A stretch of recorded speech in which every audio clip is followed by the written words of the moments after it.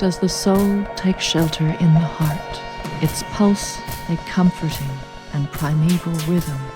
The heart has chambers for it to occupy, a grand atrium through which its magnificent ideas can circulate. It could feel at home there, but will it answer the door if you knock? Does the soul live in the heart's persistence? Does it swim in the essence of existing at the center of one's being? Can it withstand the heat of devotion's flame, the sharp stab of truth? Is it the soul that gifts the heart its wings, its gentle thrum, a harmony, our humanity?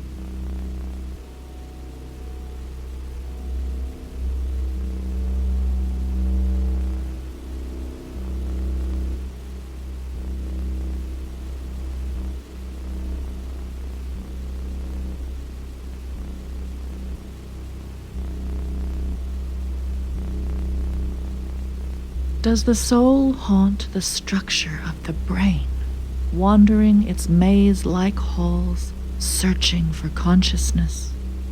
Perhaps they are like long-lost siblings, echoes of each other, but perhaps not.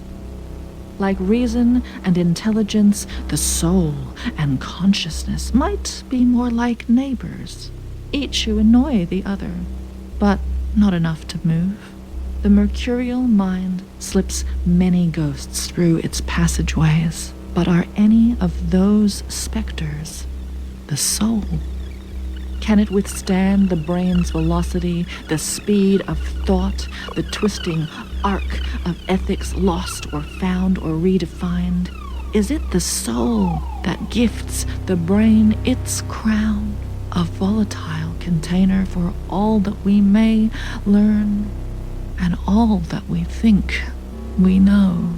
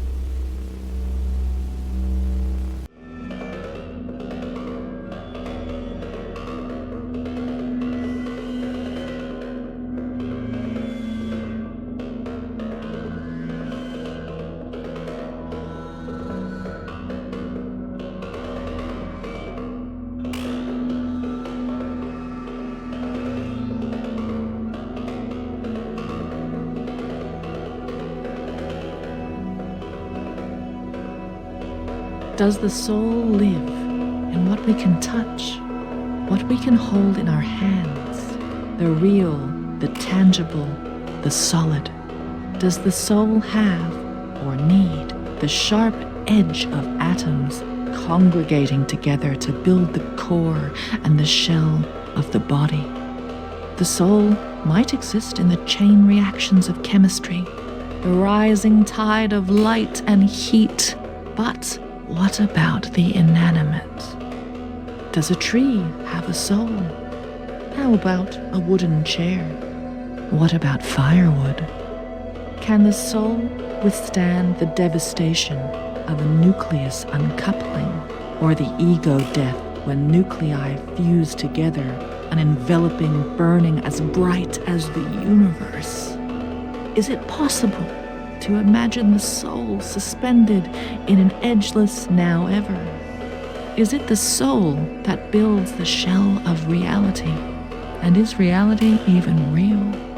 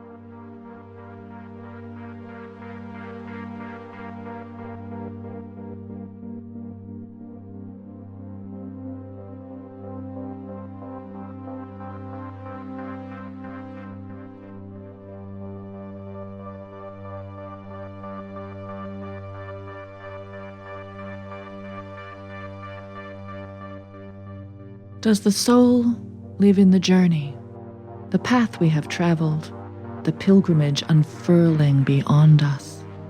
Does the soul need to walk a mile in your shoes, or their shoes, or go barefoot in order to feel the right way forward?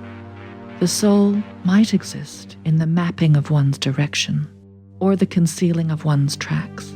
But what about the beauty of getting lost? The hope of being found, the march of tramping the unknown into the known, the time it takes to commune with nature, with place, with time, with you. The tiptoe, the stomp, the crawl, the stride, and the pirouette will all drive forward motion. But sometimes it is the stumble that is the most worthwhile. Does the soul have enough balance to remain steady on tectonic landscapes? Or is the soul a sense of progression rather than stasis?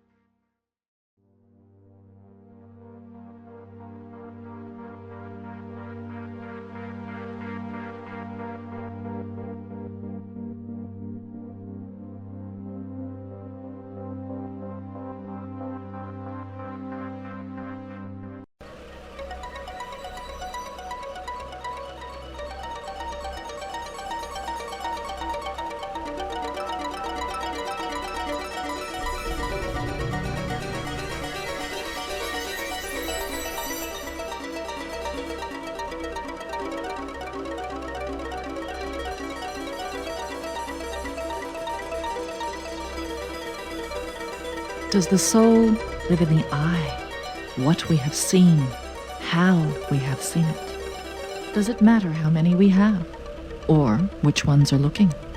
1, 2, 3, your eyes, my eyes, their eyes. If we have all seen something, have we even seen the same thing? The eyes are often likened to pools, windows, and mirrors, and the soul could happily decorate its house with any of those things.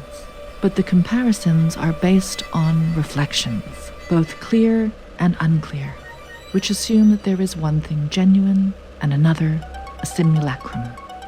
We hope to see the soul as something wholly original and all our own. We hope to glimpse it sheltered and balanced and noble and recognized. But could the soul extend beyond the stalk that might tether it to its socket? Or does it dance confined in the domes behind our painted eyelids?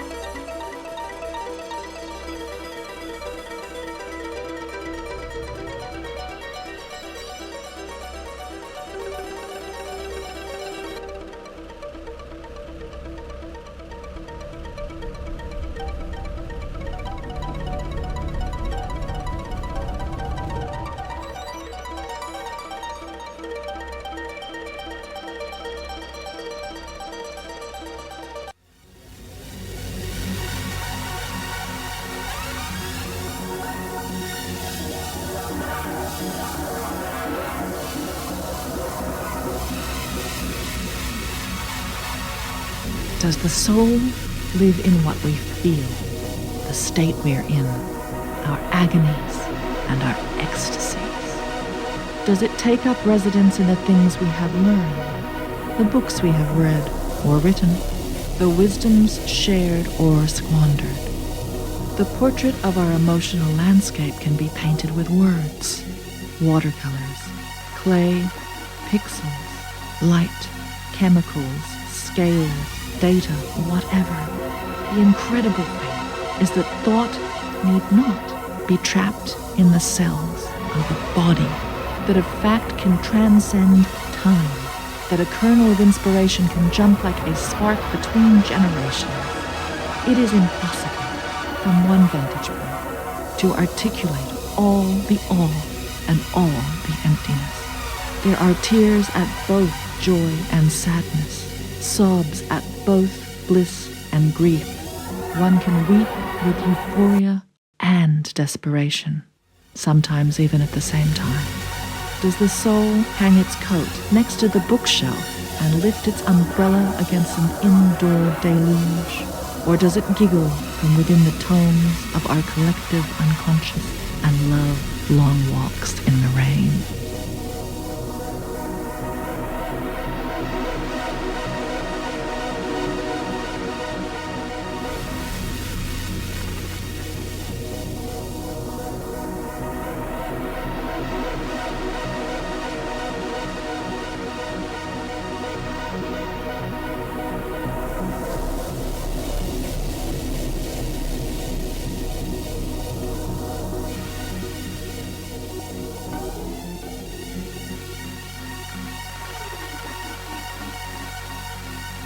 So where does the soul live? Is its name on the mailbox? Did it leave a forwarding address? Well, this poet is not so arrogant to think she might have all the answers. Philosophers, academics, thinkers, artists, scientists, and theologians have been trying to figure this out for thousands of years. And now, it's your turn. Lots of people, places, and books think they have a monopoly on the soul, but I am wary of the certain, and those who strive to make me so. Maybe it should not be about where we are told the soul innately lives, but where and how we each build ours its home. I would like to think it knits itself into our connective tissue, that it can be found in our capacity for empathy, in the links between us, both born and chosen. Maybe the soul itself is a seeker and can make itself a home using whatever we give it: knowledge, peace, kindness, respect, love. We each may find it in different places. The choice is ours, and so is our search. The soul might seem elusive or reclusive, but even the attempt at finding one is so powerful, even if its location is still unknown.